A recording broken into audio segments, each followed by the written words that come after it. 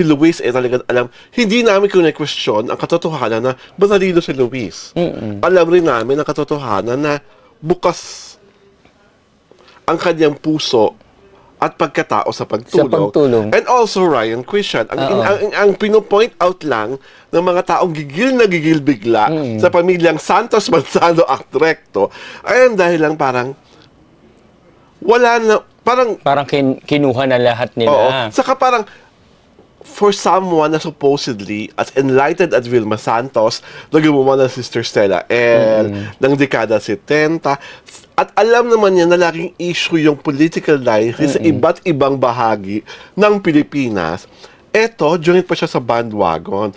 Marami ang nag-oopinyon na sana Ate V, mas maganda na lang, natahimik na lang ang buhay mo. Gumawa ka na lang ng magagandang pelikula.